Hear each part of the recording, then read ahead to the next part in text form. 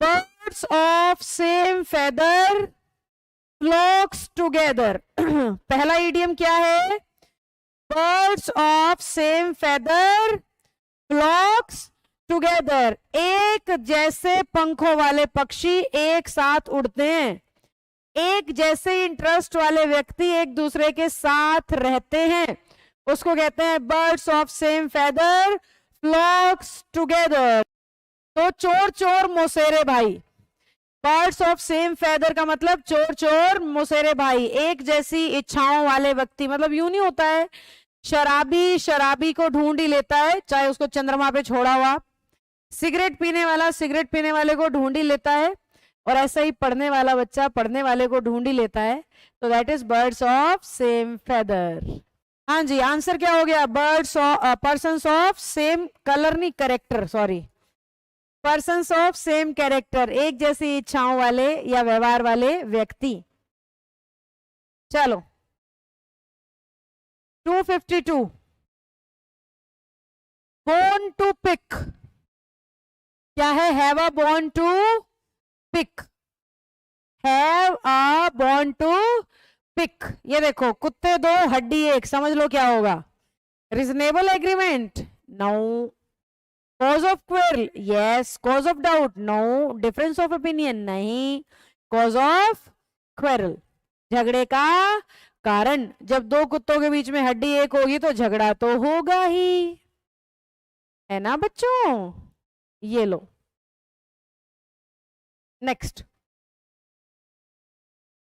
क्या लिख रखा है? The principal called the lecturecomers to her room and delivered a curtain lecture on the subject of late hours. Curtain lecture का मतलब होता है पत्नी द्वारा पति को दी जाने वाली डांट फटकार, समझ कुछ भी लगा लो आप। पति रात को थका हारा आया, सोना चाहता है, पत्नी श्री मुंडी उठा के अपना लेक्चर दे रही हैं, इसी को कहते हैं कर्टेन लेक्चर। पत्नी द्वारा पति को दी जाने वाली डांट। Dramatic lecture, brief lecture, cautionary talk given in private, कोपचे में ले जाके कोई बात समझाना, समझ गए? कोने में ले जाके ऐसे नहीं करना चाहिए था, ये गलत बात है, उसको कहते हैं कॉशनरी टॉक। सतर्कता से कोने में ले जा करके समझाना। शब्दों से अलग मीनिंग होता है बच्चों इडियम्स का हमेशा। चिकेन आउट का मतलब होता है निकाल, बाहर फेंकना। विड्रू, चिकेन आउट का मतलब ऐसा निकाला और छू, ऐसे मक्खी की तरह निकाल के, चाय से जैसे मक्खी निकाल के फेंकते ना, ऐसे निकाल के फेंक देना, चिकेन आउट होता है। Chicken out, withdrew. He had to cool his heels, cool his heels. वैसे यहाँ ये बर्फ वाली इमेज दिखा रहे हैं, बाकी कूल हिज हील को लोकल सी लैंग्वेज में कहते हो यार बैठे बैठे पैर सो गया मेरा, तो ऐसे बोलते हैं ना यार इतनी देर से बैठा हूं पाँव सो गया मेरा तो इंतजार करते करते।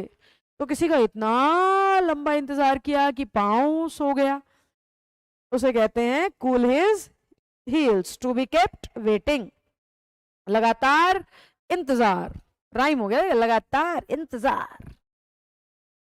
The police close the book, यानी केस बंद कर दिया, बुक बंद कर दी यानी केस बंद कर दिया, उस चीज पे काम करना बंद कर दिया, सॉल्व कर दिया, stop working on. Close the book का मतलब उस चीज पे काम करना बंद कर दिया है, ठीक है बच्चों? Stop working on.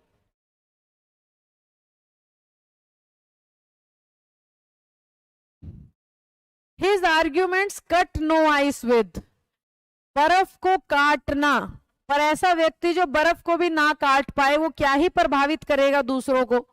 भाई बर्फ तो आपसे कट नहीं पा रही है और क्या करोगे आप दुनिया में? तो that is cut no ice with, जो किसी को प्रभावित ना कर पाए, जो किसी को प्रभावित ना कर पाया। तो कट नो आइस विद क्या है भाई? नो इन्फ्लुएंस ऑन मी, मुझे प्रभावित नहीं कर पाया, मेरे ऊपर कोई प्रभाव नहीं हुआ। कैरेट एंड स्टिक पॉलिसी, यानी बढ़िया काम किया गाजर का इनाम दिया, बुरा काम किया छड़ी से पीट दिया, उसे कहते हैं कैरेट एंड स्टिक पॉलिसी। अच्छा काम करने का इनाम और बुरा काम करने पे बदनाम, यानी कुटाई पिटाई छिटाई, that is carrot and stick policy. Reward and punishment policy, इनाम और दंड की नीति। Closed sword with each other, मतलब तलवारें टकरा रही हैं यानी झगड़ा हो रहा है, डिसएग्री हो रहे हो, एक दूसरे से असहमत हो, एक दूसरे से असहमत हो, उसी को कहते हैं डिसएग्री, क्लोज्ड स्वॉर्ड्स। ठीक है, शादी के 8-10 साल बाद पति पत्नी भी क्लोज्ड स्वॉर्ड्स हो जाते हैं। पत्नी बोलती हाँ, पति बोलता ना, पति बोलेगा हाँ, पत्नी बोलेगी ना ना ना ना। ठीक है, तो closed sword. The mention of her farmer husband name still makes Rita form at the mouth. Form at the mouth को मतलब गुस्सा होता है, एकदम गुस्सा, ऐसे मुंह फुलाने वाला गुस्सा, बहुत ज्यादा गुस्सा, हाँ, मुंह में झाग उठना यानी गुस्सा आना। From the bottom of my heart, दिल की गहराइयों से, बॉटम ऑफ माई हार्ट दिल की गहराइयों से, बिल्कुल सच्ची में, असली में ऐसा होगा, सच्ची में, पक्का, सच्ची में, ऐसे कहते हो ना, वही वाला sincerely. Sorry, Ravi fought to the bitter end, मतलब मर्डर हो जाए पर लड़ता रहूंगा, ऐसी लड़ाई लड़ना जिसमें नुकसान बहुत ज्यादा है। फॉलो हिज नोज, अपने नाक की सीध में यानी बिल्कुल सीधा, बिल्कुल सीधा। गो स्ट्रेट अहेड, बिल्कुल सीधा चलना। गो डच, शेयरिंग केयरिंग को कहते हैं, यानी किसी के साथ आप खाना खाने गए और फिर आपने बोला आधा पैसा तू दे आधा मैं दूंगा, उसको कहते हैं गो डच। आधा तू दे आधा मैं दूंगा, उसको कहते हैं गो डच। थ्रू द हुप्स, इसी को हुप कहते हैं, ये दिख रही है आपको, ये हुप, और इस हुप में से कूद के निकलना यानी किसी मुश्किल सिचुएशन से बाहर आना, किसी मुश्किल सिचुएशन से बाहर आना, किसी टेस्ट से गुजर जाना, किसी मुश्किल हालात को पार कर लेना, उसी को कहते हैं go through the hoops. Next, go into hot water, उबलते पानी में कोई आपको छोड़ेगा तो मुसीबत नहीं है। लैंड इन ट्रबल, उबलते पानी में उतर रहे हो तो खुद ही मुसीबतों के अंदर जा रहे हो, दिख रहा है पानी उबल रहा है, बुड़क रहा है, बुलबुले उठ रहे हैं और यूं गए आप पानी के अंदर, तो खुद ही जा रहे हो मुसीबत में, तुमने पुकारा और हम चले आए हैं, उबलते पानी में साथ ले आए, ऐसे चल रहे हो, बताओ, तो that is land in trouble. Getting into a row, बड़ा मजेदार है ये। इमेजिन करो, इंडिया की कोई से भी स्टेट से आप सब है, इमेजिन करिए एक लंबी लाइन लगी है 100-200 लोगों की, और आप उसमें एकदम डेढ़ शाणे बन के, एकदम एक्स्ट्रा समझदार बन के, ऐसे कॉलर उठा के, अरे कौन 200 लोगों के पीछे खड़ा रहेगा, मैं तो दूसरे नंबर पे घुस जाता हूँ, और ऐसे समझदार बन के दूसरे नंबर पे खिसक खिसक के घुसने जा रहे हो, पर ये भूल जाते हैं कि जो दूसरे हैं ना वो भी अनाज ही खाते हैं, वो समझ जाएगा आप क्या करना चाहते हैं, और वो इतना कूटेंगे, इतना कूटेगी वो भीड़, आपको सूझ के बाहर निकलोगे, पहचान नहीं पाएंगे घर वाले जब यहाँ गोलगप्पे बन जाएंगे पिट पिट के। तो उसी को कहते हैं गेटिंग इनटू अ रो, किसी लाइन में घुसने की कोशिश करना और कुट पिट के बाहर निकलना, हाँ, सूझ के एकदम गोलगप्पा समोसा बन के बाहर निकलना, that is getting into a row. खुद पंगे मोल ले रहे हो, खुद कह रहे हो आप मुझे मार, गेटिंग राइट पाथ नहीं, अनवांटेड नहीं, सीकिंग हेल्प नहीं, पिकिंग अप अ फाइट, खुद पंगे मोल ले रहे हो, picking up a fight.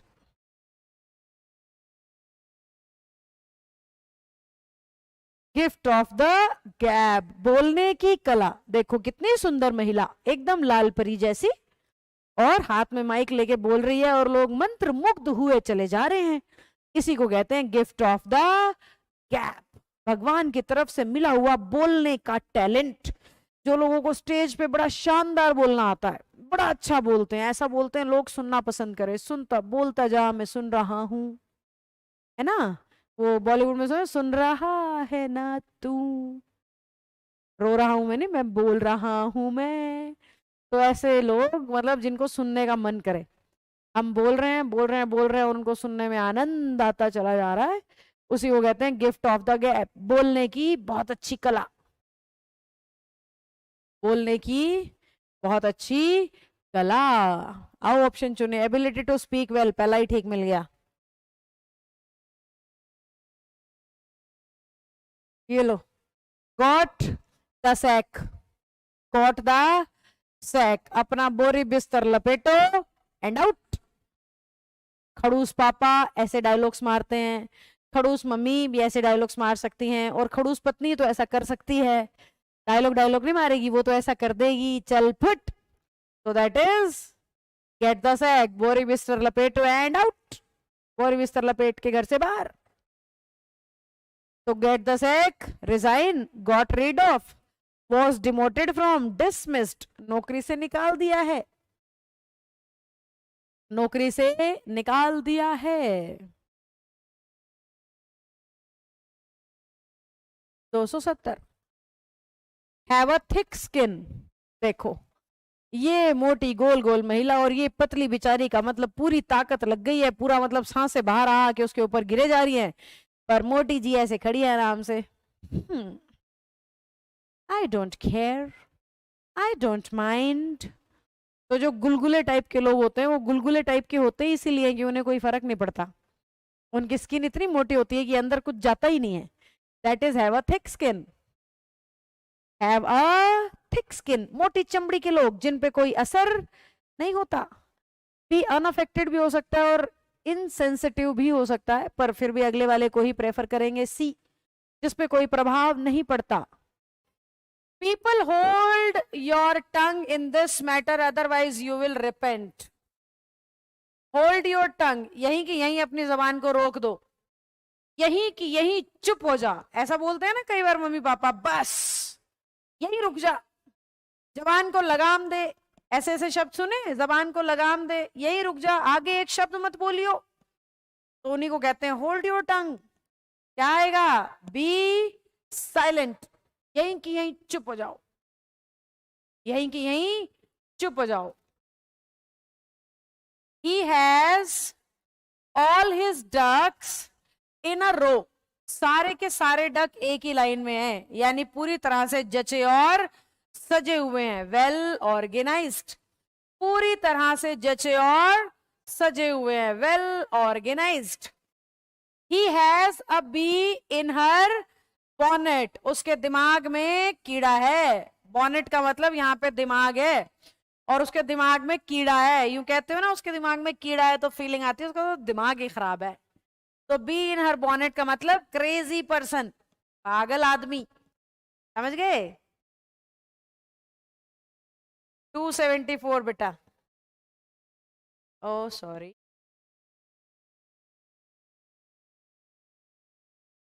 ask Mr. Das, he can give you all the news you need, he is always in the swim, always in the swim का मतलब always in the, repent का मतलब पछताना होता है Anjali, always in the swim का मतलब well informed, swimming pool में वही उतरेगा जिसको तैराकी का सब कुछ पता है, स्विमिंग पूल में वही उतरेगा जिसको तैरना आता है, तैरना नहीं आता होगा, ये उड़ने जैसा लग रहा है मेरा तैरना, सॉरी, अब मैं ऐसे ऐसे ऐसे करती तो अच्छी नहीं लगूंगी, बाकी बात यही है कि well informed and up to date. कोई स्विम में है यानी उसको पता है पानी अभी कितना गर्म, कितना ठंडा, कितना सा क्या टेम्परेचर, उसको पूरा पता है, that is swim. I am in the swim means I know this thing. The personality development class started with an ice breaking session, ice breaking यानी चुप्पी तोड़ना, आइस ब्रेकिंग यानी चुप्पी तोड़ना। बहुत देर से कहीं पे शांति है और आपने स्टील का ग्लास ले जाके फेंक के मारा, उसी को कहते हैं आइस ब्रेक हो गई। जमे हुए माहौल में वो जो तड़ तड़ कड़कड़ पड़पड़ करके ग्लास नाचेगा ना फर्श के ऊपर, उसी को कहेंगे आइस ब्रेकिंग। हैविंग ब्रेकफास्ट नहीं, स्टार्टिंग कन्वर्सेशन, बातचीत शुरू हो जाना, चुप्पी तोड़ना या बातचीत शुरू हो जाना एक ही बात है। नटसेल का मतलब ही निचोड़ या कंक्लूजन होता है, तो ब्रीफ, नटसेल शब्द का ही मतलब निचोड़ या कंक्लूजन होता है, तो ब्रीफ। इमेज आप देखते रह सकते हो, आपके लिए ही लगा रखी है मैंने, ये देखो, ये रहा इन अ नटसेल, नट के शेल में बंदर मैं ही हूं जो हूं। इन कोल्ड ब्लड, इमेज ज्यादा रेलेवेंट नहीं है, बाकी इन कोल्ड ब्लड का मतलब डेलिबरेटली, बुरी तरह किसी को मारना काटना, दिल पे पत्थर रख के, ओ ये तो ये भी बॉलीवुड सॉन्ग है, दिल पे पत्थर रख के ये सब कर लिया। और क्या हुआ था आगे, कुछ ब्रेकअप श्रेकअप हुआ था शायद, तो वही है, डेलिबरेटली, जानबूझ के किया है जो भी किया है, दिल पे एकदम पत्थर रख के कर डाला ये काम, तो दैट इज डेलिबरेटली, जान के किया है मैंने। तो ठंडा खून यानी क्रूर, दिल पे पत्थर रखने वाला। If you are in good books of the boss, boss की गुड बुक्स में होना यानी उसके अच्छे लोगों की लिस्ट में होना। बॉस की गुड बुक्स में होना यानी उसके अच्छे लोगों की लिस्ट में होना। Work well for the boss, praise, in favour with the boss, cooperate with the boss. सारा फिट तो कोई सा भी नहीं हुआ ढंग से, पर लेना तो इन्हीं में से पड़ेगा। Work well, praise the boss. Good books में बॉस की प्रेज नहीं करेगा, प्रेज उसकी करेगा boss. In favour, cooperate, work well, वैसे काफी क्लोज है, वर्क वेल भी, इन फेवर भी और कोऑपरेट भी। पर बॉस की गुड बुक्स में है तो बॉस उसका क्या लेगा, फेवर लेगा, in favour with the boss. काफी क्लोज ऑप्शन थे, मुझे भी मेहनत लगी चुनने में। The reputed company is in the red, loss में, देखो कैसा लगाया मैंने एरो, इन द रेड, नुकसान में है, देखो जेब खाली, कह रहा कुछ नहीं हूं, कंगाल हो गया हूं एकदम। तो in danger, in loss, in the red वैसे पैसे का नुकसान होता है, spending money, losing money, making money, C लेना पड़ेगा इनमें से। तो इन द रेड खतरा ही होता है वैसे। The parents are in high spirits, जोश में, खुशी में। आपकी जब नौकरी लग जाएगी तो ऐसी ठंडी हवा के झोंके मुंह पे अच्छे से महसूस होंगे। अभी तो झोंका भी तंग करके जाता होगा, क्या यार मुंह पे मिट्टी आ गई। अभी तो झोंका आता होगा ना तो उसमें रेत आती होगी मुंह पे, और जब दिन अच्छे चल रहे होंगे तो आहा हा, हर झोंका सुहाना सुहाना, है ना, फिर आहा हा वाली फीलिंग आएगी। I will be able to do my job very well when I know the ropes. जब मुझे पता होगा तो मैं अपनी नौकरी अच्छे से करूंगा। When I know the ropes means I should learn the procedure. मुझे काम करना आता होगा तो करूंगा। Mrs. Roy keeps an open house. Open house मतलब सबका स्वागत, किसी के लिए दरवाजे बंद नहीं है, कोई आओ, कोई खाओ, कोई सो, कोई जाओ, उसे कहते हैं keeps an open house. Welcome all members. The construction remains unfinished and the workers have let the grass grow under their feet. Let the grass grow under their feet का मतलब काम को टालते जा रहे हैं, कर नहीं रहे। कह रहे पैर के नीचे पूरी घास उग जाएगी ना तो हम बिल्डिंग का काम शुरू करेंगे। तो क्या कर रहे हैं, टालते जा रहे हैं, खाम खा काम को टालना is let the grass grow under one's feet. My 10-year-old son is an incredible live wire. 10 साल का बच्चा है तो एनर्जेटिक होगा, ईडियम में ही समझ गए, है ना, एनर्जेटिक होगा ही। We wanted to give Rita a surprise party, but John let the cat out of the bag. Surprise party देना चाहते थे पर जॉन ने बता दिया बैग के अंदर कैट है गिफ्ट में, यानी उसने सीक्रेट पहले ही बता दिया। जॉन ने बता दिया कि बैग में से कैट निकलेगी धप्पा करके, है ना, ऐसे बुम करके कैट निकलेगी। तो उस तरीके से आपका आंसर क्या हो गया, रिवील द सीक्रेट। देखो कहां पे है, told her about it unintentionally, किसी का सीक्रेट गलती से बाहर आ गया। लूज योर हेड गुस्सा होता है बेटा, खुद से कंट्रोल खत्म हो जाना। लूज योर हेड गुस्सा होता है, खुद से कंट्रोल खत्म हो जाना। For any group work success, it is important that everyone is on the same page, यानी सबके विचार एक जैसे हों। Everyone should be on the same page, यानी सबके विचार एक जैसे हों। Thinks in a similar way, सबके विचार एक जैसे होने चाहिए। Thinks in a similar way.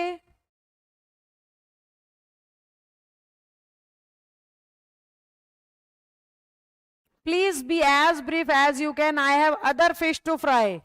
मतलब एक मछली फ्राई कर रहा हूँ, एक और है, फटाफट से बताओ, मेरे पास बहुत काम है। मम्मी को कहते हो ना, मम्मी मेरी बात सुनना, मम्मी कहती जल्दी बता, खाली नहीं हूं मैं तेरी तरह, बहुत काम है मेरे पास। तो उसको कहते हैं I have other fish to fry, some other important work to attend to, some other important work to attend to. Okay, and last, आज की क्लास का आखिरी, Nowadays one get good literary books once in a blue moon. Once in a blue moon यानी बड़ी मुश्किल से। अच्छी किताबें आजकल बड़ी मुश्किल से मिलती हैं, मिलती ही नहीं हैं, समझ गए। उस सेंस में आता है, बड़े मुश्किल से किसी चीज का मिलना। The strawberry dessert you made was out of this world. Out of this world का मतलब सुपर्ब। हाँ जी, आउट ऑफ दिस वर्ल्ड का मतलब एक्स्ट्रा ऑर्डिनरी, लाजवाब, जानदार, शानदार, आउट ऑफ दिस वर्ल्ड। किसी को कहना हो तू तो कमाल है यार, तो कह सकते हो you are out of this world, तू तो इस दुनिया का है ही नहीं, कहां से आए हो देवता जी। तो उस सेंस में आता है out of this world. Pulls no punches, जो खुल के बोलता है, बिना अटके, बिना रुके, बिना थमे, बिना डरे, बिना घबराए, खुल के बोलता है। Pulls no punches, pulls no punches. She played ducks and drakes. Ducks and drakes का मतलब होता है नदी तालाब, जोड़ के किनारे खड़े हो गए हो, कुछ आपने छोटे छोटे पत्थर हाथ में उठा लिए हैं और ऐसे हाथ घुमा घुमा के पत्थर को फेंक रहे हो और ये देख रहे हो कितने टप्पे खाएगा, उसको कहते हैं playing ducks and drakes. Playing ducks and drakes. Spend lavishly, यानी जो पानी में पत्थर के टप्पे उछाल रहा है वो अपने समय को बर्बाद कर रहा है, अपने पैसे को। समय गया तो सब गया। तो किसी चीज को अंधों की तरह, पानी की तरह बहाना, बरसाना, फेंकना, उस सेंस में आता है playing ducks and drakes. 294, he wanted to go hitching, but her mother put her foot down and now she is going by bus। मतलब किसी एडवेंचरस ट्रिप पे वो जाना चाह रही थी, सॉरी हिच हाइकिंग है, मैंने कुछ और पढ़ लिया था, हाइकिंग समझते हो ना। तो उसकी मम्मी ने उसको बोला ना, मतलब ना। Put her foot down, took a firm stand. Put her foot down, took a firm stand. Put her foot down, took a firm stand, अपना मजबूत निर्णय ले लेना। टुक अ फर्म स्टैंड कहलाता है अपना मजबूत निर्णय ले लेना। मजबूती से ऐसा करना है तो करना है और नहीं करना तो नहीं करना, उसे कहते हैं took a firm stand, put her foot down. Ramayan याद है आप सबको? उसमें अंगद जी ने रावण के दरबार में अपना ऐसा पैर जमाया था और बोला था हिला के दिखा दो, कोई हिल नहीं पाया था किसी से। उसी को कहते हैं put her foot down, put his foot down.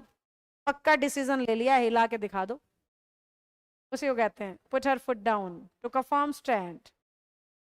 Parents pay through their nose. Their nose का मतलब बहुत महंगा, बहुत ज्यादा महंगी कोई चीज, बहुत बहुत ज्यादा महंगी किसी चीज को कहते हैं पे थ्रू देयर नोज।